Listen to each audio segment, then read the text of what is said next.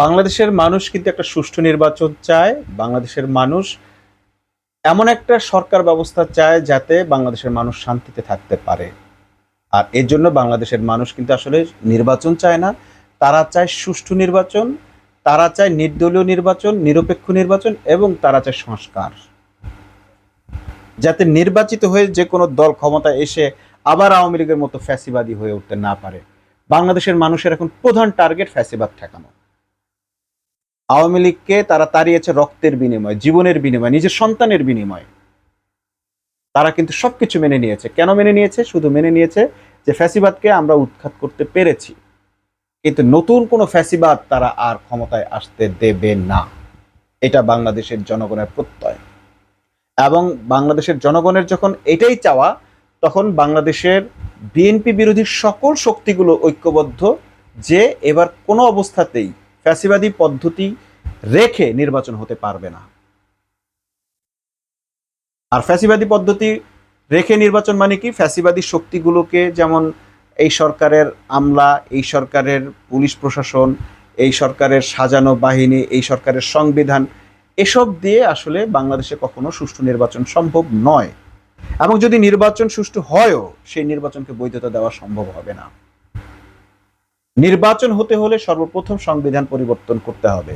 সংবিধান পরিবর্তন করতে হলে যেটা করতে হবে সেটা হচ্ছে গণপরিষদ বা গণভোট নিতে হবে। কারণ যখন কোনো সংবিধানও থাকে না, তখনও জনগণ থাকে। একটা রাষ্ট্রের মূল ভিত্তি হচ্ছে জনগণ। অনেকে বলে উৎস জনগণ, সকল ক্ষমতার উৎস। নেভার। এটা একটা শিরকি কথা। বাংলাদেশের মূল একটা রাষ্ট্রের মূল ভিত্তি হচ্ছে, পিলার হচ্ছে জনগণ। ভূখণ্ড এবং জনগণ ছাড়া রাষ্ট্র হয় না। তো সে জনগণ যা চাইবে সেটা হতে হবে, এটাই নিয়ম, এবং সেটা হয়, সেটাই হতে হয়। জনগণ যা চায় সেটাই যেহেতু প্রতিফলিত হয়, এবং জনগণ এবার সেটাই করার জন্য যা যা করা লাগে তারা সেটা করবে। ঠিক যেভাবে 5ই আগস্টের আগে জুলাই গণ অভ্যুত্থানে জনগণ রক্ত দিয়ে ফ্যাসিবাদকে সরিয়েছে, এবং এই আওয়ামী সরকারকে কেউ হটাতে পারবে? এই গত 15 বছরে যেহেতু কোনো রাজনৈতিক শক্তি পারেনি, আমি আবার বলছি, কোনো রাজনৈতিক শক্তি এই ফ্যাসিবাদী শক্তিকে হটাতে পারেনি, কিন্তু জনগণ এই শক্তিকে হটিয়েছে। অতএব এই জনগণকে থোড়াই কেয়ার করে কেউ যদি মনে করে যে তারা তাদের পাতানো নির্বাচনের মাধ্যমে ক্ষমতায় চলে আসবে, এটা আসলে হাস্যকর একটা ইচ্ছা শক্তি, এছাড়া আর কিছু না। তাদের এই স্বপ্ন, তাদের এই কল্পনা কখনো পূরণ হবে না। যদি বাংলাদেশে নির্বাচন হয়, আগে গণভোট হবে, সংবিধান পরিবর্তন হবে, এবং বাংলাদেশের নির্বাচন হতে হবে পিআর সিস্টেমে। পিআর ছাড়া যদি নির্বাচন হয়, তাহলে অবশ্যই আবার সেই ফ্যাসিবাদী পদ্ধতি আসবে। ইতোমধ্যেই তারা ফ্যাসিবাদী কায়দায় সব কিছুর ভাগ বাটোয়ারা করে ফেলেছে।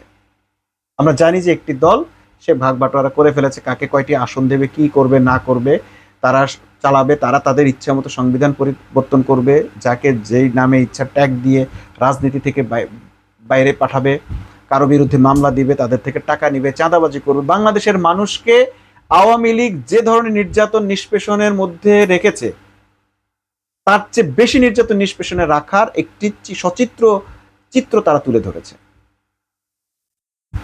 ইতোমধ্যেই তারা বাংলাদেশে এমন এমন কাজগুলো করেছে, আজকেও তাদের অভ্যন্তরীণ কোন্দলে একজন নিহত হয়েছে, এবং সেই একজন যে মারা গেছে সে কোনো মানুষ বলে মনে হচ্ছে না। যুবদলের একজন নিহত, এটা সংবাদ হচ্ছে, কিন্তু কোনো প্রতিবাদ নেই, কোনো মিছিল নেই। যেখানে বিএনপি একজন কথিত মুক্তিযোদ্ধা 9 খুনের আসামিকে হেনস্থা করার কারণে বিশাল মিছিল করেছে, সেখানে আজকে এই যে একজন যুবদলের মানুষকে, যে নেতাকে বা কর্মীকে যে হত্যা করা হলো, এটার ব্যাপারে বিএনপির কোনো কনসার্ন নেই। রাজনৈতিক হত্যাকাণ্ডকে এইভাবে বৈধ করে ফেলেছিল আওয়ামী লীগ, এবং সেই বৈধতা এখন বিএনপি করেছে। অর্থাৎ ফ্যাসিবাদ ইজ কামিং সুন। তো এই ফ্যাসিবাদকে কিন্তু বাংলাদেশ মানুষ মেনে নেবে না। হ্যাঁ, যদি ক্ষমতায় আসে বিএনপি অবশ্যই একটা বড় দল, অনেক ভোট পাবে, তারাও সংসদে থাকবে, এবং অন্য দলগুলোরও প্রপোর্শন এই রাজনীতিতে, এই সংসদে থাকতে হবে। আর সেটা সম্ভব পিআর সিস্টেমে। আর এই কারণে পিআর সিস্টেমে নির্বাচন হবে। পিআর সিস্টেমে নির্বাচনটা আরো একটা কারণে হবে, কারণ ইতোমধ্যে আমরা দেখলাম তারেক রহমানের সঙ্গে লন্ডনে গিয়ে ডক্টর ইউনূস যে সাক্ষাৎ করে এসেছেন, সেই সাক্ষাতের পর তিনি যে বিবৃতি, যৌথ বিবৃতি দিয়েছেন এবং আরও কিছু কাজ তিনি যা করেছেন এবং জুলাই সনদ ঘোষণা দিয়েছেন এবং তড়িৎ নির্বাচন ঘোষণা দিয়েছেন, বিভিন্ন কারণে এখন মনে হচ্ছে ডক্টর ইউনূস পার্শিয়াল হয়ে গেছেন বিএনপির পক্ষের লোক। কিন্তু ডক্টর ইউনূসের মতো মেধাবী এবং নিঃস্বার্থ নির্লোভ মানুষের এটা আসলে সম্ভব নয়। তার মানে হচ্ছে তাকে চাপের মুখে রাখা হয়েছে। সো তাকে চাপের মুখে যদি বিএনপি রেখে কোনো দাবি আদায় করে নিতে পারে, তাহলে বাকিরাও চাপ দিয়ে তার কাছ থেকে অবশ্যই পিআর আদায় করে নেবে। বিএনপি কি চাপ সৃষ্টি করেছে, তার চেয়ে ভয়াবহ চাপ সৃষ্টি করবে এই পিআর পন্থীরা, যারা পিআরের পক্ষে চায়, এই জনগণ। কারণ ৭১% মানুষ পিআরের পক্ষে। বিএনপির নেতারা বলে জনগণ পিআর বোঝে না, আর জনগণ বলে আমরা কি জানি সেটা বিএনপি জানে না। পিআর না বোঝার কোনো কারণ নেই, কারণ পিআর সিস্টেমের ভোট আর আগের সেই এফটিটিপি সিস্টেমের ভোট একই জিনিস। শুধু আগেও মার্কায় ভোট দিছে, এখনো মার্কায় ভোট দিবে। আগেও প্রার্থীরা গিয়ে ভোট চেয়েছে, এখনো প্রার্থীরা গিয়ে ভোট চাইবে। কোনো পার্থক্য নেই।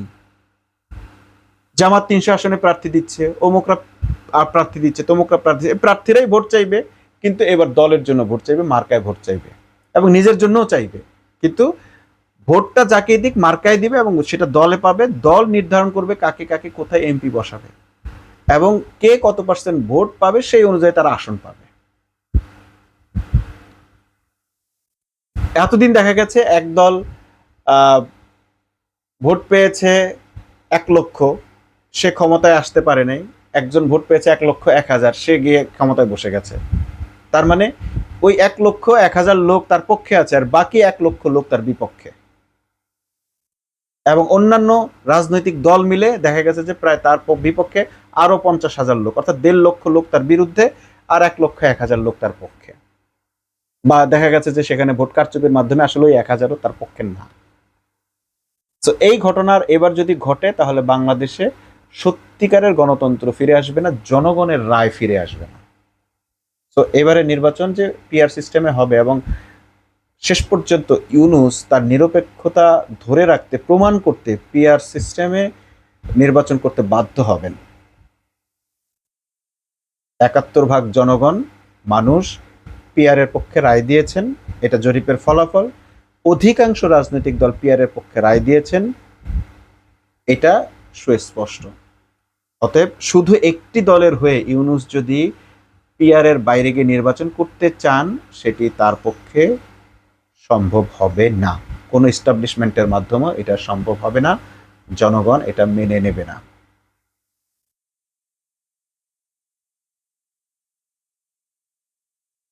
অফ করো। এখন বিএনপি যদি পিআর সিস্টেমের বিরোধিতা করে, অ্যাকচুয়ালি যৌক্তিক কোনো কারণ নেই বিরোধিতা করার। বুঝি না, হ্যান ত্যান ইত্যাদি হাবিজাবি বলা ছাড়া তাদের আর কোনো পথ নেই। নেপালের উদাহরণ, অমুক উদাহরণ দেওয়া ছাড়া আসলে আর তারা তেমন কিছু বলতে পারছে না। কারণ অধিকাংশ জনগণের, যেহেতু এটাও গণতান্ত্রিক পদ্ধতি এবং বিশ্বের অধিকাংশ গণতান্ত্রিক দেশেই পিআর সিস্টেম আছে, যে কোনো যুক্তিতেই পিআর ছাড়া আসলে নির্বাচন, বাংলাদেশের নির্বাচন হতে কোনো বাধা নেই। অনেকে বলছে সংবিধানে নেই, সংবিধানে তো তত্ত্বাবধায়ক সরকারও নেই, ইউনূস সরকারের কোনো জায়গা নেই। যেই সিইসি বলছে সংবিধানে নেই, সেই সিইসিরই কোনো জায়গায় নিয়োগ বৈধ নয় সংবিধানে। অতএব এই সংবিধানের দোহাই দিয়ে এটাকে আর ভণ্ডুল করা যাচ্ছে না।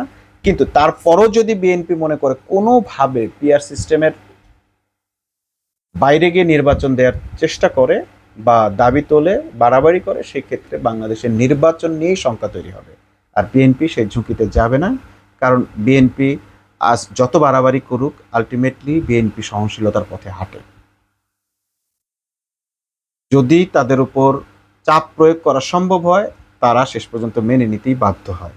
কারণ আমরা দেখেছি গত ১৫ বছর বিএনপিকে আওয়ামী লীগ যেভাবে নিয়ন্ত্রণ করেছে, যেভাবে দমন করেছে, বিএনপিকে দমন করা যায় বা নিয়ন্ত্রণ করা যায়। বিএনপি শেষ পর্যন্ত মেনে নিতে বাধ্য হয়, কারণ বিএনপি আওয়ামী লীগের মতো ওই রকম বড় লেভেলের সন্ত্রাসী দলে পরিণত হইতে পারে না। চাঁদাবাজি করতে পারে, লুটতরাজ করতে পারে, আর অনেক বড় বড় লম্বা লম্বা কথা বলতে পারে, কিন্তু সন্ত্রাসের লেভেল আওয়ামী লীগকে ছাড়িয়ে যেতে বিএনপি কখনো পারেনি, পারবেও না। কারণ বিএনপি যারা করে তারা মূলত একটু শান্তিপ্রিয় লোকেরাই করে। অতএব আমরা দারুণভাবে আশাবাদী এবার পিয়ার সিস্টেমে নির্বাচন হবে এবং সেই নির্বাচনের পর সংসদের সকল দলের, ছোট বড় সকল দলের একটা অংশগ্রহণ থাকবে এবং সেখানে প্রধানমন্ত্রী যেই হোক সরকারে ভারসাম্য থাকবে এবং বাংলাদেশ একটি সুষ্ঠু রাষ্ট্র ব্যবস্থাপনা তৈরি করবে। তবে সবকিছুর আগে অবশ্যই সংস্কার দরকার এবং বিচার এমন একটা পর্যায়ে নিয়ে আসা দরকার যাতে সেই বিচারের কাছ থেকে আর কোনো সরকার বা রাষ্ট্র বা আর কেউ কোনো রাজনৈতিক দল যেন এই বিচারকে বাধাগ্রস্ত করতে না পারে। তবে সব কিছুর আগে যেটা করতে হবে সেটি হচ্ছে ফ্যাসিবাদ যেন কোনোভাবে ফিরে না আসে সেদিকে লক্ষ্য রাখতে হবে। বাংলাদেশের জনগণ সচেতন আছে এবং আমাদের বিশ্বাস যে রক্তের বিনিময়ে বাংলাদেশ নতুনভাবে স্বাধীন হয়েছে, সেই রক্তের ফলশ্রুতিতেই বাংলাদেশ একটি শান্তিপূর্ণ বাংলাদেশ হবে, নতুন বাংলাদেশ হবে। শহীদের রক্তের বিনিময়ে পাওয়া এই বাংলাদেশ অবশ্যই শান্তির বাংলাদেশ হবে। বাংলাদেশের শান্তি এবার কাউকে ছিনিয়ে নিতে দেওয়া হবে না, ইনশাআল্লাহ। সবাই ভালো থাকবেন, সুস্থ থাকবেন। আল্লাহ হাফেজ।